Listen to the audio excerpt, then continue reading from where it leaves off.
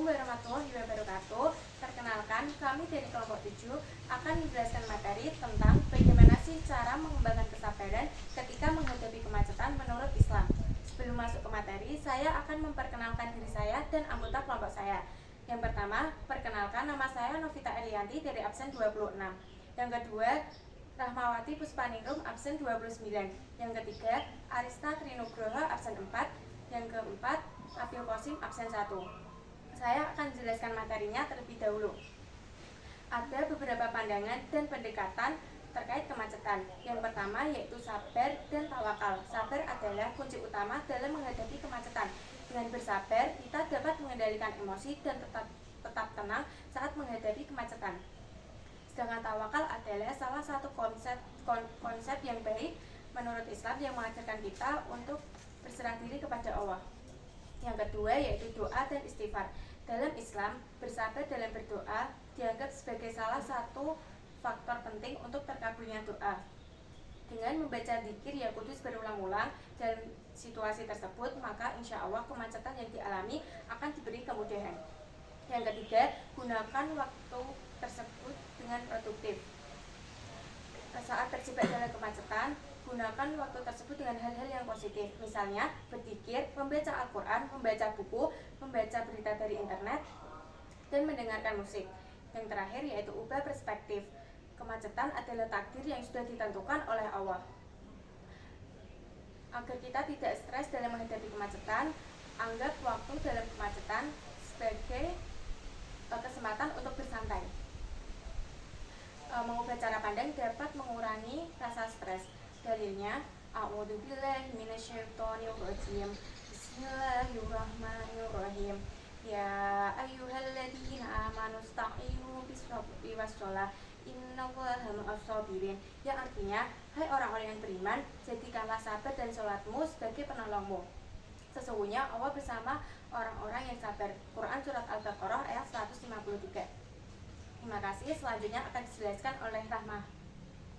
Dalam Islam, kemacetan bukan hanya masalah praktis tetapi juga masalah spiritual dan sosial. Di sini saya akan menjelaskan beberapa pandangan dan beberapa cara untuk membesarkan rasa kesabaran dalam menghadapi kemacetan lalu lintas menurut Islam. Yang pertama, ada sabar dan tawakal. Islam mengajarkan pentingnya kesabaran dalam menghadapi berbagai situasi, termasuk kemacetan lalu lintas. Tawakal juga merupakan prinsip penting saat kita menghadapi suatu masalah. Yang kedua, ada doa dan berzikir. Selama kemacetan, berdoa dan berzikir bisa menjadi cara untuk kita menenangkan diri atau lebih untuk mendekatkan diri kepada Allah Subhanahu wa taala. Yang ketiga, ada menggunakan waktu dengan produktif atau memanfaatkan waktu.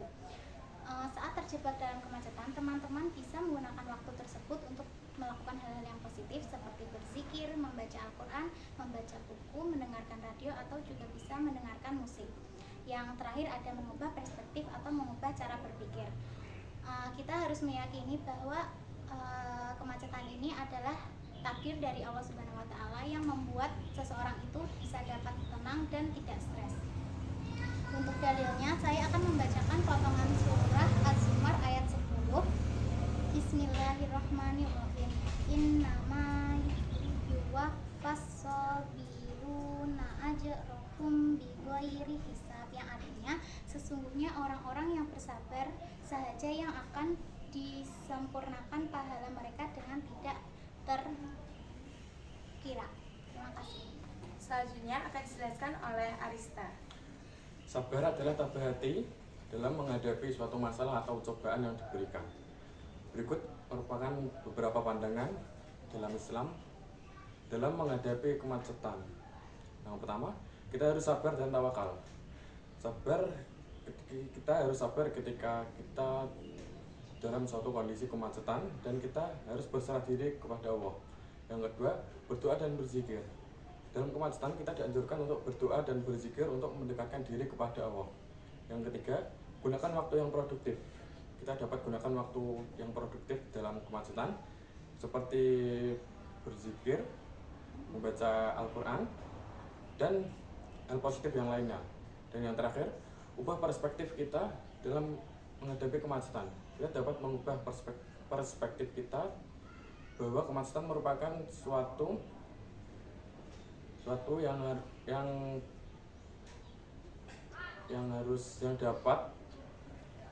dapat mengurangi kita dalam keadaan yang dapat mengurangi kita stres. Dan berikut merupakan dalil mengenai kesabaran.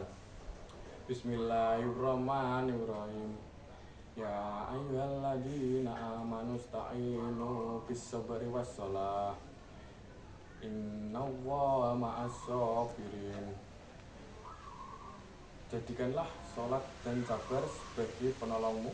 Sesungguhnya Allah bersama orang-orang yang beriman. Selanjutnya akan dijelaskan oleh Abil. Saya akan menjelaskan beberapa pandangan dan pendekatan Islam dalam menghadapi kemacetan lalu lintas. Yang pertama yaitu sabar dan tawakal. Dalam Islam mengajarkan bahwa kesabaran merupakan yang sangat penting dalam menghadapi masalah. Selain itu, tawakal yaitu menyerahkan hasil kepada Allah setelah kita berusaha, itu sangat penting. Yang kedua yaitu berdoa dan berzikir. Di dalam kemacetan kita harus berdoa memanjatkan bahwa kemacetan ini akan segera selesai dan kita berzikir supaya hati kita menjadi lebih tenang. Selanjutnya yang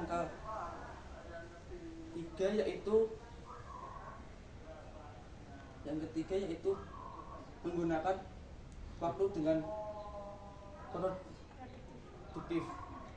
Menggunakan waktu yang produktif dalam kemacetan ini bisa seperti berzikir, membaca Al-Quran, membaca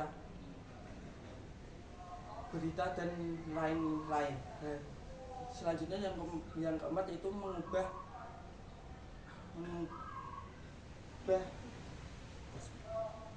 perspektif kita. Dalam kemacetan ini kita mengubah perspektif kita, yaitu semua ini adalah kehendak Tuhan. Selanjutnya saya akan membacakan dalil tentang sabar, yaitu surat Az-Zumar ayat ke-10. A'udzu billahi minasyaitonir rajim. Bismillahirrahmanirrahim. Innama yuwaffas sabiruna ajrahum bighairi hisab. Artinya, sesungguhnya orang-orang yang bersabar akan disempurnakan pahalanya tanpa hitungan.